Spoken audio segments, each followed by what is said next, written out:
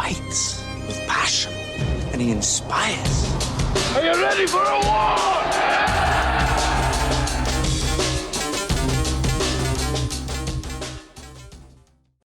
All right, welcome back to From 8 Arbitration, the Tuesday edition. We're going to do 1 hour of reading on the 6-day count. All right, Sunday, you'll have the CLC Zoom meeting, and that's learn strategies for organizing your office to get out the vote. If you go to concernlettercarriers.com, there's a QR code. Scan that so you can register. I had a lot of people register so far, which is fantastic. It's vote no on the tentative agreement. The Zoom meeting for all letter carriers. It's Sunday, November 24th. That's this Sunday. It's 1 p.m. Pacific time, 3 p.m. Central time, 4 p.m. Eastern time. Discussing why we believe the tentative agreement does not meet the needs of letter carriers and the steps we can take together. Special guest speakers, Vice President James Henry, and others. Your voice matters. So go to concernlettercarriers.com. Scan that QR code and register, and we're going to educate everybody on how to organize ourselves on voting no on this crappy TA, all right? Next Sunday, or this Sunday coming up, the episode is going to be, I'm going to have 4 or 5 members of the CLC on kind of a round table, and they're going to just introduce themselves to you. For those of y'all who don't know them yet, they're going to introduce themselves. They're going to introduce themselves, and we're going to talk for however long we're going to talk, all right? And I think you're going to enjoy that. The passion that these people have, I've been saying it all along. I'm honored to be with the CLC, that they asked me to come on board with them. And after talking with, obviously, James Henry and others, this is where I'm supposed to be as far as what I want to accomplish with the NLC when we take over. I have goals that I want to accomplish as far as the city letter carrier craft, making sure first that they're put first again, that they're numero uno, that everything that we do in the NELC is to support them, cut a lot of this fat out with the NELC. A lot of people who aren't doing shit, that aren't representing city letter carriers, can go back to doing whatever they were doing before they got hired, and making sure that the city letter carrier craft is educated and that they're protected. And that when they come in, they don't have to worry about anything because we're already doing that work for them to get rid of toxic working environments as far as managers and supervisors and educating every city letter carrier. And so once James and I talked, he told me his plan. I was hooked. Then I met these other people again, and you'll know some of them. I've talked about some of them before. And so it's going to be a fun episode Sunday, all right? So get on concernlettercarriers.com. Get that QR code, register, all right, and participate in that Zoom. I wanted to talk a little bit. I had mentioned the uniform situation in Oregon. I said it was dire. They needed uniforms. I mailed a box myself from my station. But here's the story, all right? And this gentleman sent this to me, and I'm going to read it. It's kind of long, but I'm going to read it. And anybody that has this same situation, let me know. And if each branch can just mail a box, whoever listens can just mail a box of whatever. And I'll read this and you'll understand, okay? Was listening to your episode on November 11th, and I thought that I could give more information to put out there for the members about our need of uniforms in Portland, Oregon. We here in Region 2 at Branch 82 are pretty much the only carrier academy for our entire state. And we are a very geographically big state. New CCAs and PTFs in areas that have them come up to Portland and stay in a hotel to then go through their week of training in Carrier Academy. We're also the place that onboards them into the NLC, and generally that would be by our Vice President, Betty Nash. These carriers are then expected to just go back to their respective cities and carry in their street clothes in some cases, as they have to wait for the pittance of a uniform allowance that they will get 90 days. We always invite anyone who signs up to the NELC to then stop by our union hall here in Portland after class and get any uniforms that they can find in our uniform closet. And the pride that they have just having a shirt and some pants or shorts is immeasurable. To start the job with something that makes them feel like they belong there and frankly makes the public know immediately that they are a trusted part of the community on site. I can tell you that when I first started over 10 years ago, I literally had people follow me down the street watching my every step and filming me on phones because when I was a new CCA, all I could get was a hat and the satchel they gave me. People just couldn't believe that I was up to any good delivering mail because I did not look the part. So if we could get any slightly worn or even better, a brand new item of clothing to the Portland, Oregon Branch 82 uniform closet, you and other brothers and sisters out there would be so instrumental in helping our new brothers and sisters into the city letter carrier craft and the NELC family. They can send them to 5265 Northeast 42nd Avenue, Portland, Oregon 97218.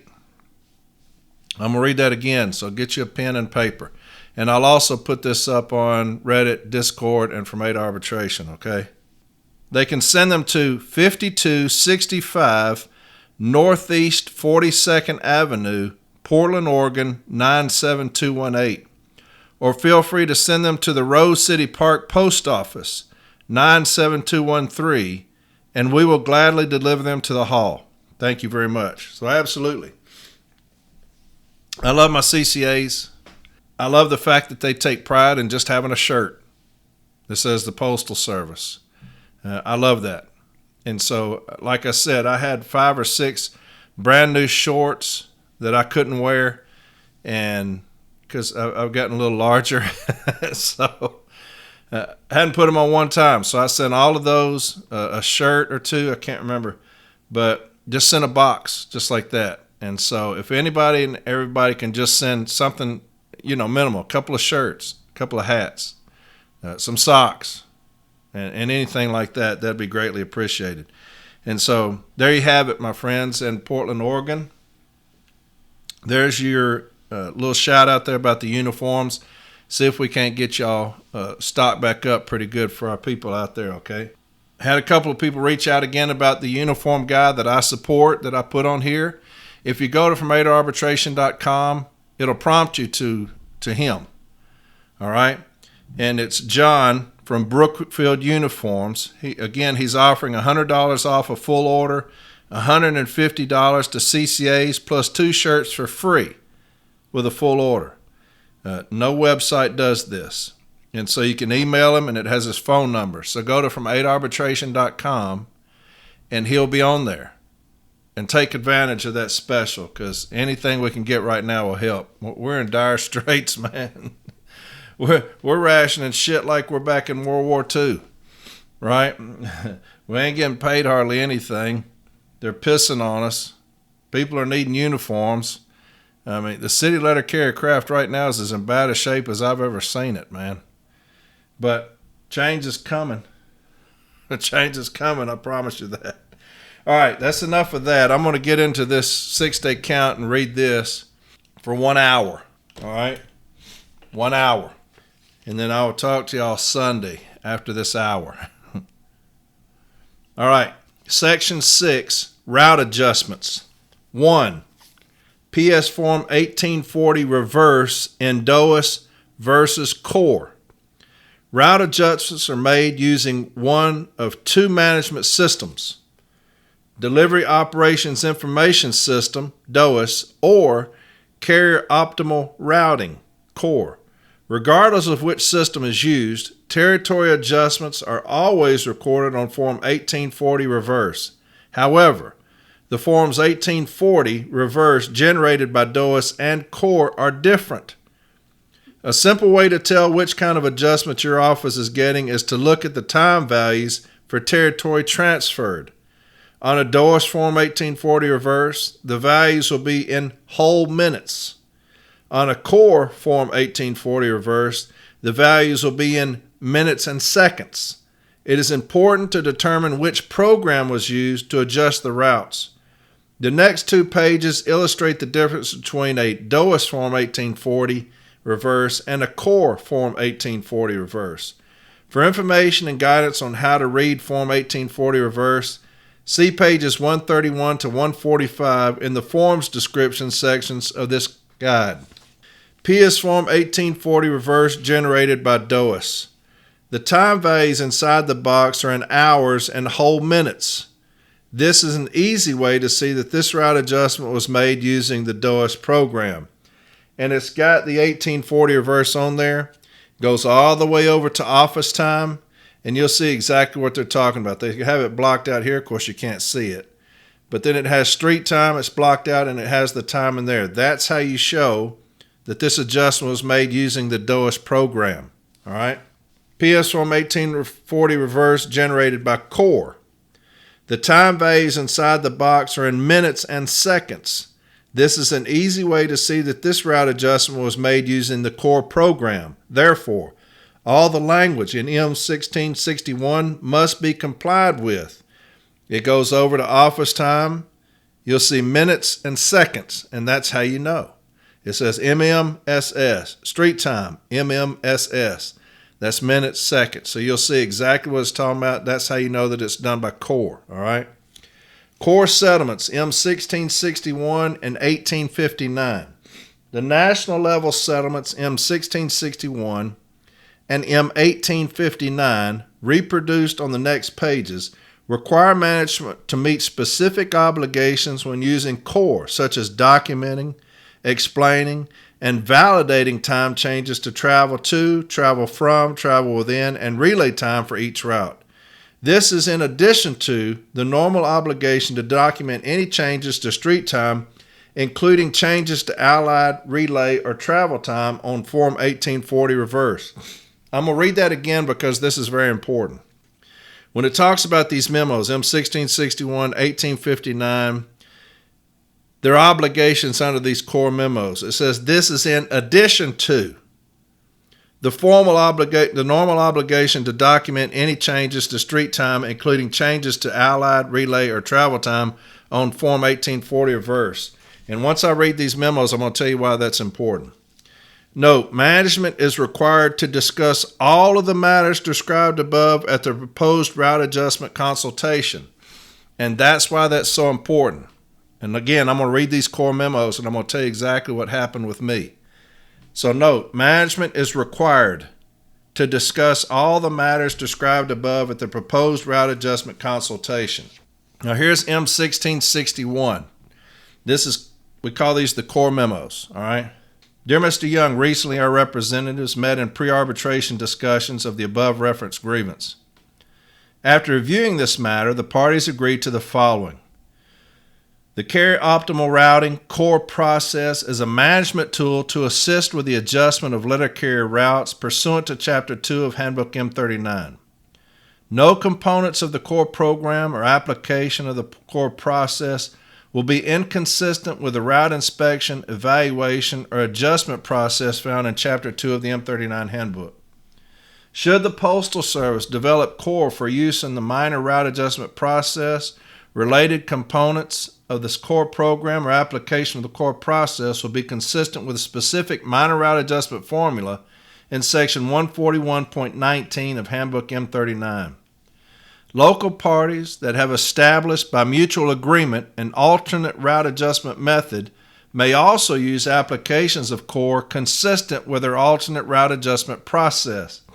To facilitate the practical application of this understanding, when transferring territory, the back of the PS Form 1840 will indicate, by sector segment, any change in street credit from the actual street time used in sector segment on PS Form 3999, including all relay, travel, allied time, etc.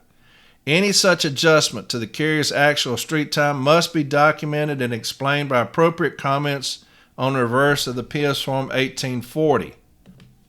Travel to, travel from, and travel within times must be validated, documented, and discussed during carrier consultation. The actual time should be taken from the inspection PS Form 3999 unless a new pattern is created during the route adjustment process. If a new travel pattern has been created, the new times must be validated. Notwithstanding any disputes regarding documentation of and/or justification for time adjustments made, the intent of the previous paragraph is for the letter carrier to be made aware of any proposed time adjustment to the carrier's base street time and or to the street time of the territory being transferred. Time adjustments for territory being transferred will be by sector segment, including all relay, allied, parcels, accountables, etc. Any time adjustment to a carrier's base street time must comply with the M39 section 242.345 through 242.347. Any grievance held pending a decision on this case will be resolved consistent with the principles of this agreement. Please sign or return the enclosed copy of this decision as acknowledged by blah, blah, blah. So here's 1859. Dear Mr. Orlando, on several occasions our representatives met in pre-arbitration discussion on the above captioned grievance. Time limits are extended by mutual consent. The issue in this case concerns time credit for relays on routes that are adjusted when using the Carrier Optimal Routing Core program. Currently, the time value associated with retrieving relays for a delivery on a route is recorded on PS Form 3999 and credited separately for each relay as relay time. In the core program, the actual total relay time recorded on PS Form 3999 for a route is divided by the actual number of relays on the route prior to the route adjustment to determine an average relay time. When the core program generates a proposed route adjustment, it assigns the average relay time for each relay on a route. After reviewing this matter, we mutually agreed to resolve the grievance as follows. If any existing relays remain unchanged during the proposed adjustment, the actual relay times from PS Form 3999 will be used. This would be accomplished with a miscellaneous street time adjustment on PS Form 1840 reverse through the use of the Allied time editing process in Core. Any other relays created by Core will be reviewed and discussed with regular city letter carriers assigned to the route during the route adjustment consultation. If the carrier believes the relay times are appropriate, no changes will be necessary. The supervisor and regular city letter carrier assigned to the route who are present at the route adjustment consultation will initial PS Form 1840 reverse to reflect the agreement. Where agreement is reached that an adjustment is necessary to the relay time, the amount of time to be added or deducted to the relay time will be recorded in the comments section of PS Form 1840 reverse. The supervisor and regular city letter carrier assigned to the route who are present at the route adjustment consultation will initial PS Form 1840 reverse to reflect the agreement reached. A miscellaneous street time adjustment will be made in Core to the route before the route adjustment is finalized and implemented to reflect the agreement. Where agreement cannot be reached, the carrier's comments will be recorded on PS Form 1840 reverse and considered before the route adjustment is finalized and implemented. The supervisor and regular city letter carrier assigned to the route who are present at the route adjustment consultation will initial PS Form 1840 reverse. Such consideration will be given consistent with the principle of adjusting routes to consistent as nearly 8 hours daily work as possible, pursuant to Section 242.122 of Handbook M39. This agreement does not change or alter the requirement to document on PS Form 1840 reverse and discuss with the carrier during the route evaluation consultation any time adjustments to a carrier's base street time in accordance with Section 242.345 of Handbook M39 and the National Pre-Arbitration Settlement on the Core process. Please sign or return the enclosed copy of this decision as acknowledged to your agreement to resolve this case. So here's why that's important. You'll have a carrier consultation, right? If they do Core, if they use Core, they have to have a Core consultation. That's in accordance with 1661, right? When I was doing the Woodbine case on 6-day counts, we won that case because they failed to give us information we requested. That's basically what it came down to. And I told you Rusty Godlewski was my only witness. And we caught the postmaster lying. I had those work-hour workload reports. So it was doomed after that. But Rusty Godlewski came in there first. We had to put our case on first. And all I had him do was go down through the request for information. He requested very specific information. The burden is on us because it's a contract case. That's the reason we go first, is because that burden's on us. We're trying to make a prima facie case, right? We want to show that, hey, we're right. Management will have to come in and show that we're wrong. They can't do it, right? Because we're going to make a prima facie case that they can't overcome, and that's the lack of information we requested. So I told him, I said, all you're going to do is you're going to go down through this information request, why that information was important to our case, what was it going to prove, and did we get it or not? And so we went down through all this. He did a fantastic job. Then we get to the core consultation. They gave us no core documents, nothing to do with core.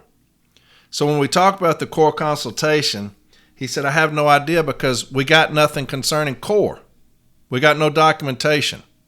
And it's not our burden to show that they gave the consultations because they gave us no documentation. So I'm not going to support management's position by saying, well, did we at least get consultations? I'm not going to do that, right? I'm going to catch them with it, if you know what I'm saying. Because if I'm saying we got no core documentation, I'm saying we didn't get a core consultation, nor did they do it properly through core because they didn't give any information.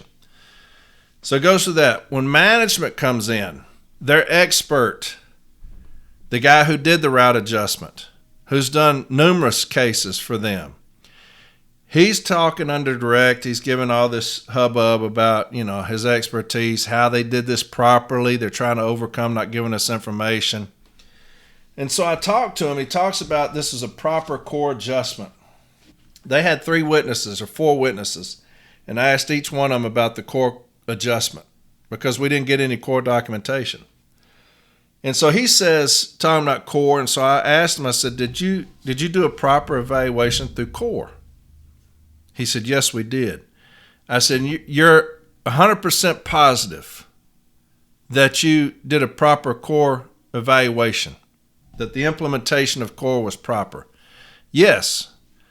I said, how do you know that? Well, when we just look over the documentation, so there was documentation. Well, yeah. I said, because we requested that documentation, we received any. So you're testifying that there was documentation available. Well, yeah. I said, talk to me about the core consultations. He had no idea. This is their expert. He had no idea that after the initial consultation, they were supposed to give another consultation based off the core memo to tell carriers exactly what's happened after their core came in and fucked up the station like it always does. He had no idea. He said, what are you talking about? I said, the core consultation. I said, did you not do the core consultation? He says, I have no idea what you're talking about. So I took him to this page. Had him read that section where they're supposed to do the consultation. He said, that never happened. So that's the reason it's important. They'll do that initial consultation. They'll come in. They'll show you the 1840, your times and shit. Then they will adjust the routes based off of core. They will do another consultation based off of the core memo. If they don't do that, man, we're going to hammer that ass in the grievance process. Okay, so that's the reason it's so important. And that's the reason, that's the case where that arbitrator fired their ass up. And each carrier got about 11 grand. All right, let's continue. 2, what to look for. There are a number of things that shop stewards should look for to determine if management has planned or made improper route adjustments in your station post office. The following are a few things to keep an eye on. Some offices may have up to 3 days of inspection on the street. If a route has more than 1 day of inspection, the day with the $39.99 time closest to the selected street time for the route must be used to transfer territory. Compare the net street time used on Form 1840, column E, with the tax employee everything report for the regular carrier each day. If there is a difference between the time on the form and the time on the actual clock rings, management has deducted street time. I'll read that again because that happened at my station. Compare the net street time used on Form 1840, column E, with the tax employee everything report for the regular carrier each day.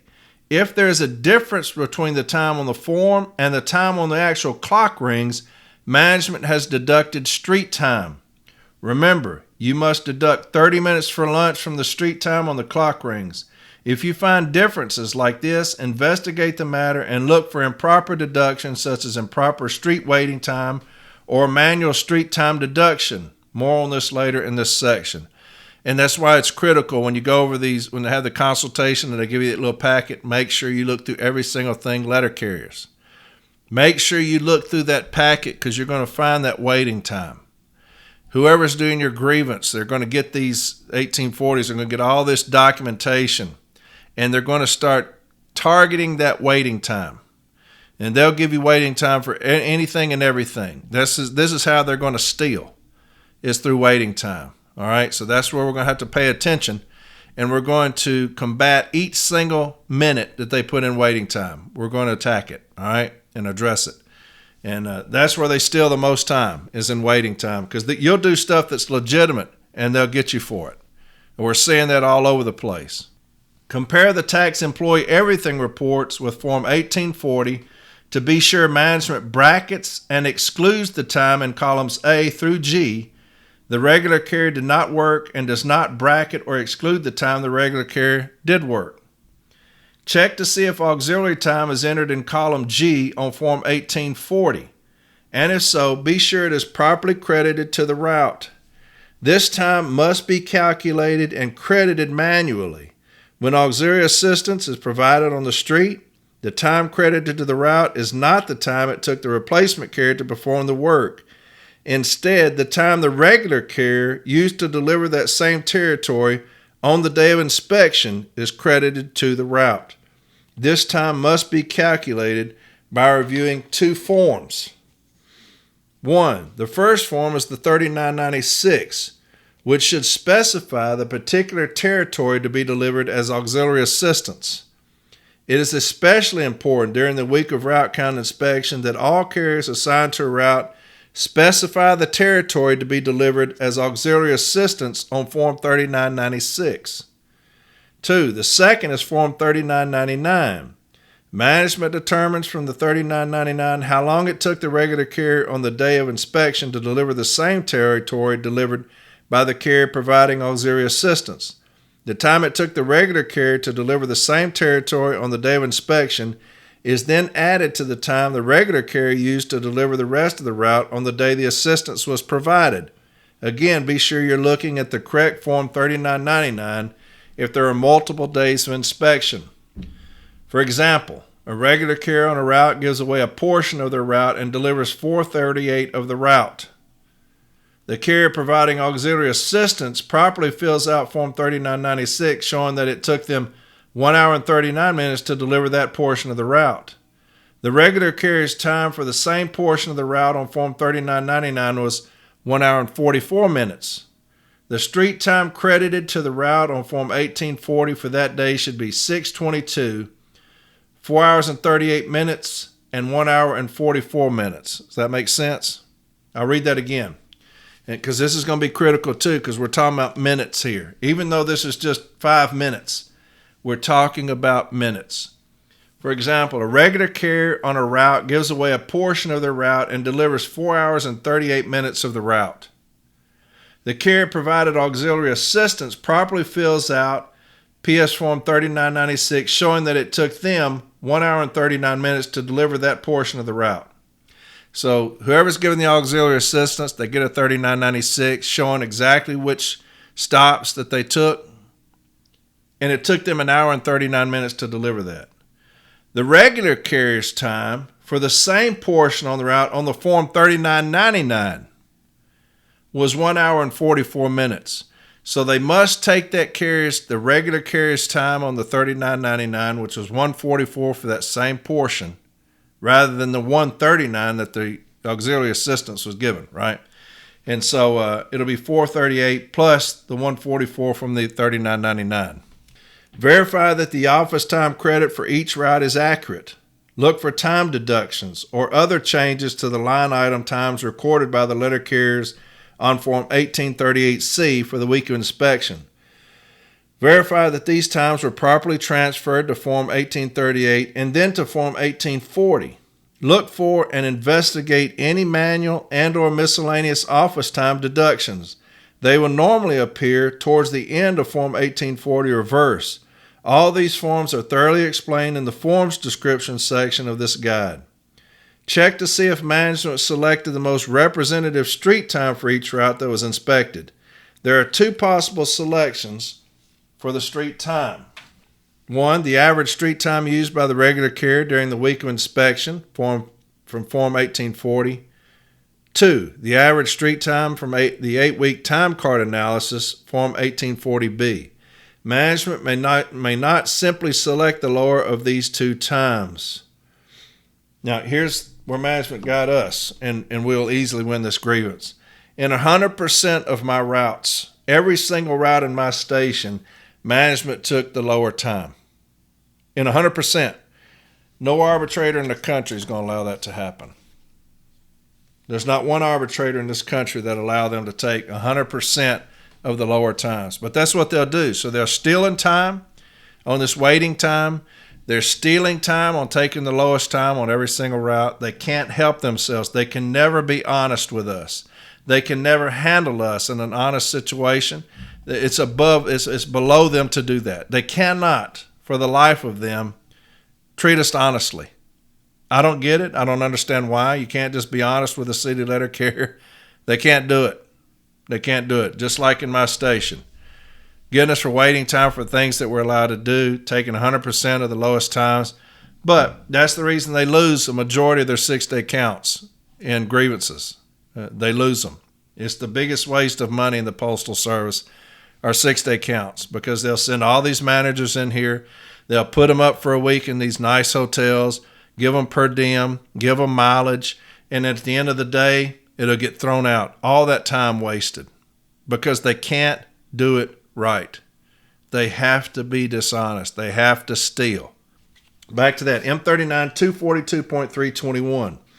For evaluation and adjustment purposes, the base for determining the street time shall be either A, the average street time for the 7 weeks random time card analysis and the week following the week of count and inspection, or B, the average street time used during the week of count and inspection, 242.322.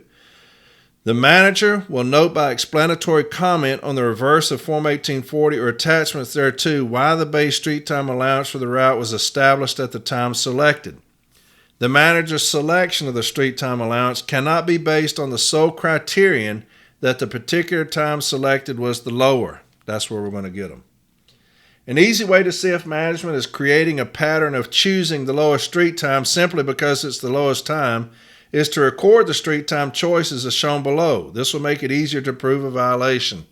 Route number shows a route number, 1840 time for the week, 629. 1840B time, 545. Evaluated street time, 545. So they took the lowest one. You should review Form 1840B because management often makes mistakes on this form. Look for the time that is missing or improperly reduced. If the time on a particular day does not look right to you, investigate why. Was auxiliary assistance not recorded that day? Was there a clocking error? Forms 3996 and the tax employee everything reports are a place to start. Make sure that only the regular carrier's times were used and that an auxiliary assistance was properly credited to the route if it was provided.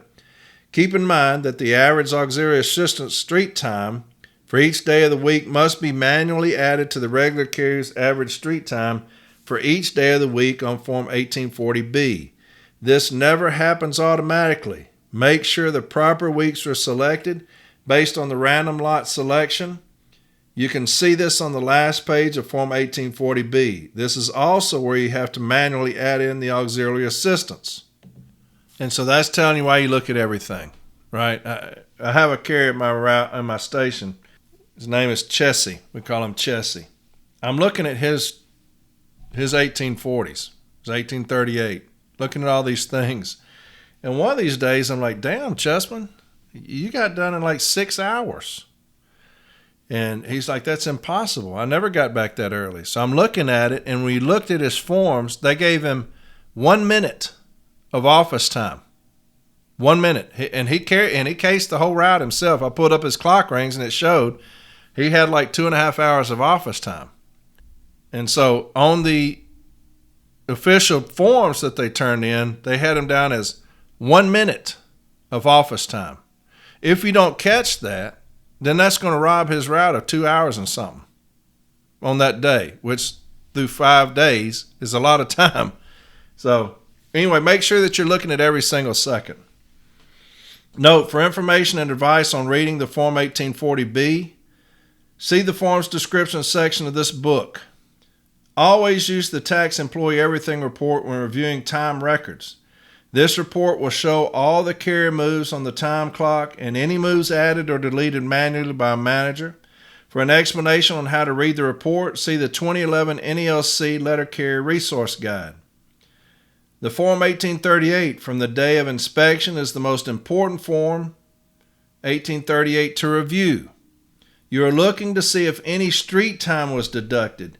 If street time was deducted, you should see this time in the waiting street time box on the Form 1838 from the day of inspection. This box is found on the bottom right-hand corner of the Form 1838. This is a big deal because waiting street time will be deducted when the street time is transferred from Form 1838 to Form 1840. This amount of time will also disappear every day from now on when the route is adjusted and or territory is transferred to another route. And that's the most important thing that you'll do. You'll look for that waiting time, street waiting time. As a city letter carrier, that's the most important thing we can do, obviously, other than protecting our routes when we deliver it every day. Because they're going to steal our time with street waiting time. That's how they steal. And they will steal a bunch. I had one of my carriers, they deducted 39 minutes on one single day. And they said it's because he was waiting at the dock to load.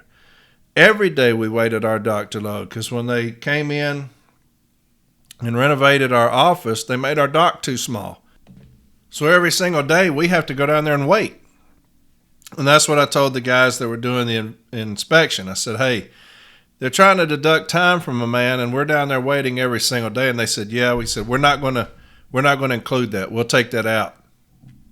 Got his forms on the consultation, still in there. So they lied to me. But make sure we're watching every single second on the waiting time. That's the single greatest thing they'll do to steal is street waiting time, okay? If any waiting time is recorded on Form 3999, the route examiner should write comments explaining why they put the carrier on waiting time. Look at Form 3999 to see what time of day waiting time was recorded. Next, look at the examiner's comments to see if a comment is written at the same time.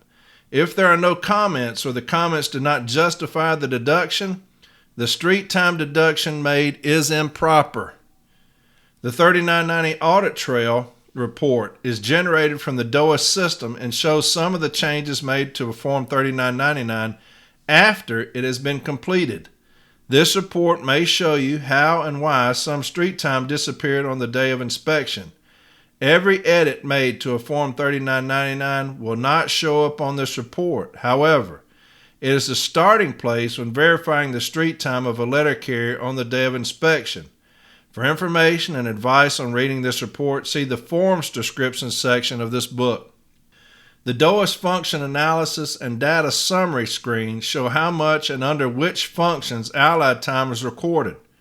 These screens are useful when investigating deducted street time because they show up how much time was recorded. You will use these screens regardless of whether the adjustment is made in DOAS or CORE. Review the following on Form 1840 Reverse. Add up the office and street time credit given to the territory added and or removed from the route to see if allied time was excluded when territory was transferred. You will have to compare the times transferred to the actual time it took the regular carrier to deliver the territory in the Form 3999 being used to transfer territory. For information and advice on reading the PS Form 3999, see the Forms Description section of this book. Look for manual or miscellaneous office and or street time adjustments on Form 1840 Reverse. You can see these types of adjustments towards the end of Form 1840 Reverse if one was made. If you see a manual or miscellaneous time adjustments like this, review management's comments on the first page of the 1840 Reverse, if there are any, and investigate why the time adjustments was made. 3. Territory transfer rules. When determining what territory to transfer between routes, management must abide by the following rules found in Section 234.232 of the M39 Handbook. M39, 243.232. To determine the territory to be transferred to or from any route, consider that A. Scheme changes should be kept to a minimum and simplified where possible. B. Routes should be compact, avoiding dog legs, and should not cross zip code boundaries except in unusual circumstances. C. Routes should begin and end near as possible to the delivery unit or transportation. D. Excessive retracing or deadheading should be avoided. E. Adjustments should be made so that the future growth may be absorbed by auxiliary routes. F. Variations in territory, mail volume, and methods of delivery will affect the final adjustment. Section 243.232A of the M39 Handbook, shown above, requires scheme changes to be kept to a minimum and simplified where possible. When management unilaterally optimizes with core, the result is usually massive territory changes that are not necessary, certainly not simple, or kept to a minimum. This point should be included in any grievance filed on improper route adjustments. And I'm telling you, if management does core, it will fuck your station up royally, especially if they don't know what they're doing. If you have a bad core route evaluation, terrible. I had one, my last 6-day count, this was in 2006. They did core. And when they did core, I had two people going into the same apartment complex. They would stop halfway down the complex and leave, and then somebody else would come in and finish it. That's how bad core evaluations are. We had people delivering half a street, and then somebody else would come in and deliver the other half. That's because they didn't know what they were doing. And so core will fuck up a station. Note, the higher the percentage of routes in the office that evaluate near 8 hours, yet have major territory change, the stronger this argument becomes. 4. Rules for adjusting routes. Permanent relief is a permanent change made to the route to reduce office or street time in an effort to adjust the routes as near 8 hours daily work as possible. M39, Section 243.21b. M39, 243.21, routes of more than 8 hours, B. Permanent relief may be provided by reducing carrier office or street time. Consider items such as additional segmentations, use of routers, handoffs, relocating vehicle parking, withdrawal of mail by clerks and mail handlers, providing a cart system for accountable items, etc. When routers require current adjustment and delivery point sequencing will commence within 6 months. Management will adjust using non-territorial, non-scheme change adjustments. Where actual transfer of territory is necessary, see 243.23. If a handoff is the method selected for providing relief on the street, the time value associated with the delivery of the handoff must be deducted from the route getting relief and transferred to the gaining route. The only way to adjust a route evaluated less than 8 hours is to make a permanent territory addition to the route, M39 Section 243.22. M39 243.22, route less than 8 hours. On routes where the evaluated time is less than 8 hours, make permanent additions by transferring territory through a realignment of the territory in the delivery unit. This realignment could reduce or eliminate an existing auxiliary route, reduce a regular route to auxiliary status, or eliminate it entirely. 5. Office time transfer methods. Management must determine the value of associated office time to transfer along with territory transferred between routes. Section 243.316 of the M39 provides several methods for transferring office time from route to route. M39 243.316, office time column. A. Enter the number of minutes used or estimated for deliveries on a segment being considered for transfer to and from the routes and for new construction. Proceed entry with minus for the minutes covering transfer of route and plus for addition to the route. B. The character of the route more or less governs the method of computing the office time for the territory being transferred between routes. Following are some methods which may be used. 1. If the deliveries on the route are similar in character, the following simple formula for determining the amount of office time for the deliveries transferred may be used. Divide the average office time of the inspection period appearing on Form 1840 for the route from which territory is being transferred by the total number of possible deliveries. For example, a route has 400 possible deliveries and the average office time for inspection period was 120 minutes. 120 divided by 400 equals 0.3 minutes per delivery. The total number of deliveries being considered for transfer should be multiplied by minutes or fraction of minutes per delivery. 2. Another method to determine the office time percentage factor is divide the average office time for the count week by the average total time. For example, 165 minutes office time divided by 486 minutes total time equals 34%.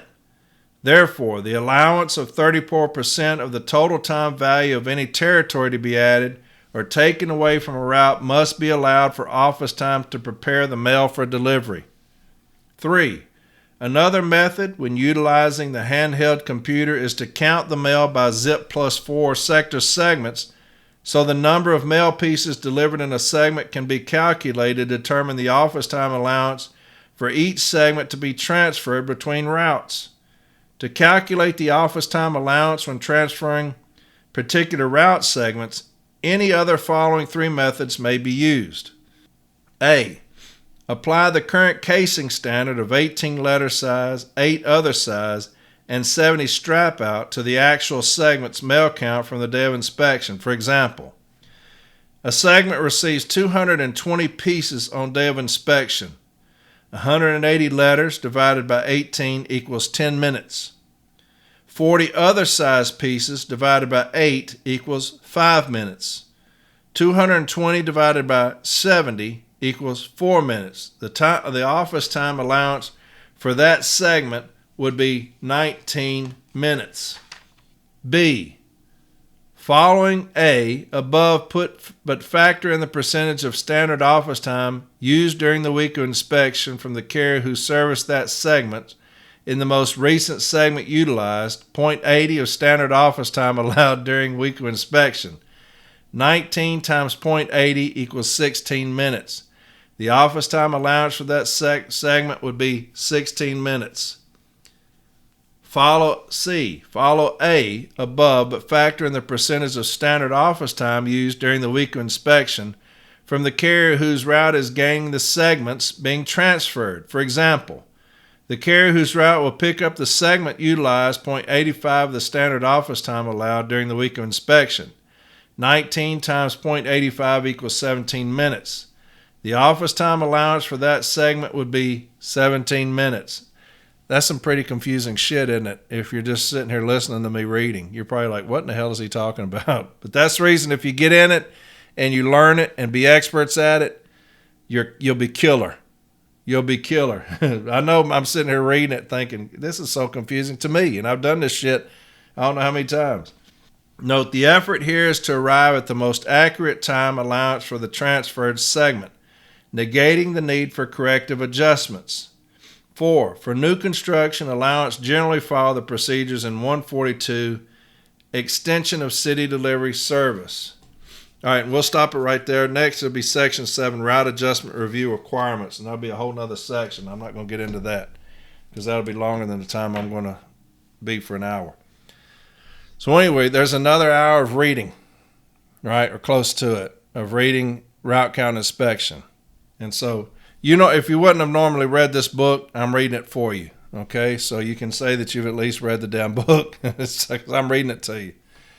So anyway, there's another hour, all right? And we'll continue to do it. I'll continue to read, and we'll continue to educate, all right? Especially now with 6-day counts going crazy. A lot of people have been messing me about 6-day counts, things that management's fucking up. And so we'll catch them, we'll grieve them, right? We'll get our carriers paid a lot of money. I'm not worried about the financial situation of the Postal Service. They do stupid things to bring that on themselves. I'm not going to concern myself with it. I'm going to try to get my carriers paid. So anyway, there you have it. Sunday, get on that Zoom, all right? I think you'll enjoy it. You have a lot of good people speaking with the CLC, associated with the CLC. Some surprise guests will be on there. And then Sunday night, I'm going to have a handful of the Pride on there, the Lion Pride from the CLC. I think you're going to enjoy that. Them introducing themselves, y'all kind of get to know who's going to be on this new ticket and who's going to take back over this union. A bunch of fighters that I've been talking about, some savages, and I truly believe that. I can't wait. So y'all have a fantastic rest of the week. Sunday will be Thanksgiving week, all right? So look forward to that always. I'll talk to y'all Sunday on the Zoom, and then when we talk to some members of the CLC, all right? I love y'all very much. I love you dearly. I really do. And I can't wait to get in our positions and start fighting for you and turn this thing around. And that way we'll be happy again, and we'll be feared again, and we can walk upright again with our chests out and understand that we're the alpha dogs back in this place. And it's going to happen quicker than you think. Quicker than you think, I promise. I'll talk to y'all Sunday, all right? Bye.